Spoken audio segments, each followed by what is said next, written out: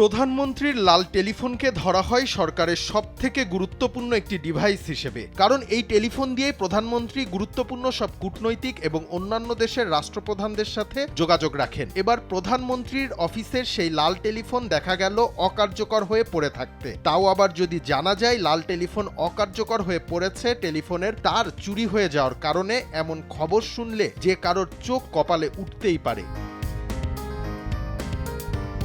এমনিতেই বাংলাদেশ সচিবালয় দেশের সবথেকে গুরুত্বপূর্ণ একটি স্থাপনা, তাই স্বাভাবিকভাবেই প্রশ্ন উঠছে দেশের এমন গুরুত্বপূর্ণ স্থাপনা থেকে প্রধানমন্ত্রীর অফিসের টেলিফোনের তার চুরি হয় কিভাবে তা নিয়ে। এতে করে বড় প্রশ্ন তৈরি হয়েছে সচিবালয়ের নিরাপত্তা ব্যবস্থা নিয়েও। ঈদুল আজহা উপলক্ষে সরকারি ছুটি শুরু হয় 25 মে। টানা 7 দিনের এই ছুটি শেষে 1 জুন অফিস খোলে। এই সময় প্রধানমন্ত্রী তারেক রহমানের আগমন উপলক্ষে তার কার্যালয় তদারকি ও পর্যবেক্ষণকালে দেখা যায় প্রধানমন্ত্রীর রেড টেলিফোনটির টোন নেই। এর পরপরই ব্যাপারটি সবার সামনে আসলে সচিবালয়ে উদ্বেগ ছড়িয়ে পড়ে। রেড টেলিফোনের টোন না পাওয়ার বিষয়টি বিটিসিএলকে জানালে তাদের একটি টিম টানা 7 ঘন্টা চেষ্টার পর সংযোগ ফিরে পায়।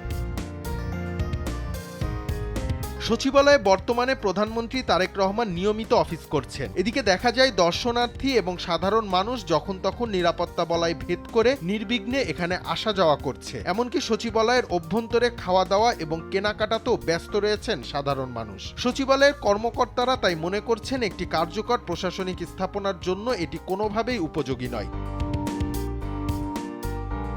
প্রধানমন্ত্রীর রেড টেলিফোনে নিরাপত্তা বিঘ্নিত হওয়ার বিষয়টি তদন্ত করার জন্য বিটিসিএল থেকে স্বরাষ্ট্র মন্ত্রণালয়কে চিঠি দেওয়া হয়েছে। পাশাপাশি বিটিসিএল এর নেওয়া পদক্ষেপের একটি ব্যাখ্যাও দেওয়া হয়,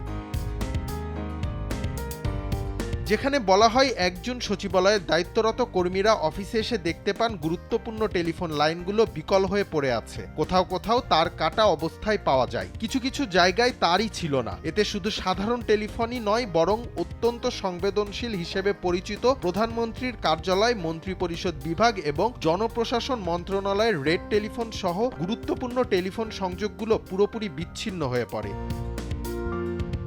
ডেস্ক রিপোর্ট, দেশ টিভি।